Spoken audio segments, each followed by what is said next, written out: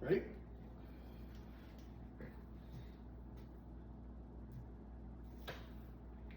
What's so special about sports is they allow everyday people like myself to resonate with athletes in a variety of ways, whether it's their mindset, their demeanor, etc., etc. I know tennis isn't as popular as the four main sports referenced in a lot of talk shows today. And this is where my presentation becomes important because I think people are more likely to learn something new about the sport of tennis, whether they're watching it, reading it, or even hearing about it. I wouldn't exactly refer to myself as a tennis expert. However, I have had a couple lessons as a kid and I do play a little bit. And I've also followed tennis and basketball very thoroughly throughout my life. So I would say I have some prior knowledge to call upon as well. Tennis has always been the most prestigious too of all sports, and this is probably what explains its lack of popularity. However, there's no denying the growth of the sport over the last 20 years. Roger Federer really is the first guy who truly became the first tennis superstar of the sport. From 2003 to 2010, he would break Pete Sampras' record and rack up a total of 16 Grand Slams. Now, even though he had a small drought there from 2012 to 2016, which is also when he had his freak accident injury, he would still finish his career with a total of 20 Grand Slams, which was at first, the record for most ever in history. Now, what made Federer so likable amongst the fans too was his play style and the way he went about his business, or probably his demeanor, in a word. If you were to create just a video game-like character, playing style-wise and watching-wise, and just all of that put together, it would probably be him.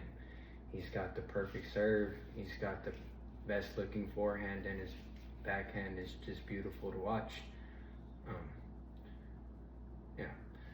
His eventual two rivals, though, would eventually have something to say about that. Now, Rafael Nadal also won a total of 9 Grand Slams within that same span. And 3 of those actually came in 2010, and they were the last 3 in the year.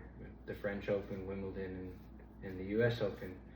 So early on, you could say that, yes, Rafa didn't win as much as Roger. However, he really was the only true player, again, early on in his career, in Roger's career, that was the only one that challenged him. Now, at first, like I said, Roger held the record for 20, but Nadal would end up, eclipsing that and reaching 22. But 14 of them would be at Roland Garros on the clay surface. And this is where he differs a little bit from Roger, because Roger has the Wimbledon record on the grass surface. Now, Novak Djokovic was a little bit later than the other two, but when he arrived on the scene, he arrived early. He won his first championship in 2008, and he wouldn't win for a few more years after that. Now, we can get into the reasons or why this and that, it's not really important. But after those few years, once he was able to break through, he added a total of 11 more between 2011 and 2016. And this is what he truly needed to really put himself in the same atmosphere as the other two. Now, in 2017, he didn't win one, as the other two actually split that year between the two each. However, from 2018 to this day, Novak Djokovic would add another 12 to his resume, which would give him a total of 24, who now holds the record. And he specifically also differs from the other two because he has 10 Australian Opens, which is the record. So this is what's so special amongst the 3, because they all 3 of them have records on each different surface at each Grand Slam. And and an extra part about them too that makes them special is you could really make a case for either one, and every case is valid. You can make a case for each one being the best, and every case is really, like I said, every case could be valid. The last thing that I think would be the only negative effect they would have on the game is unintentionally they created a lost generation within the sport. And what I mean by that is, like, to put it in context, I'll say a statistic. Up until last year's Wimbledon and this year's Australian Open, no man under the age of 35 had won Wimbledon, French Open, or the Australian Open. No man under the age of 35. Now, this is mainly to the sustained success of the big three, is what most people would argue. And if you look at specifically the last two champions, two of those two, they are 20 years old and 22 years old, respectively. So there's clearly a wide age range gap here between champions and people who haven't won for a while.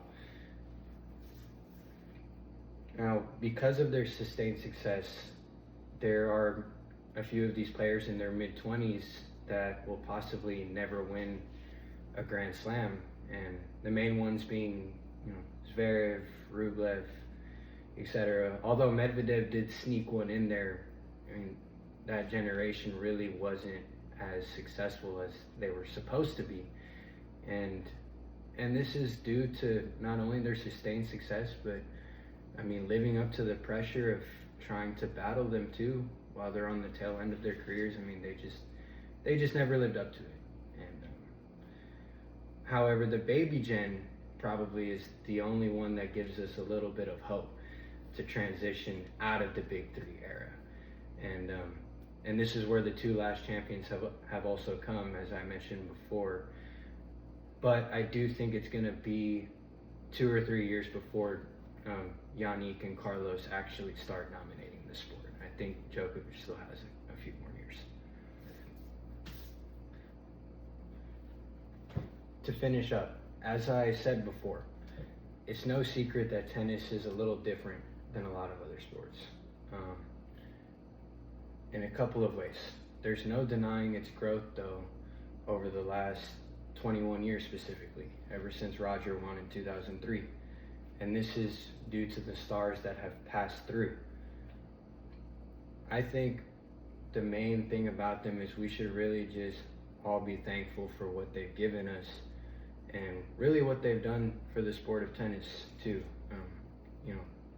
No matter who you prefer out of the three, they're all, they've all had a special effect on the sport, and there's just no denying that. And I think we should just enjoy the last two while they are here, because when they're not, I promise you that the sport will never be the same. And, yeah, that's it. All right.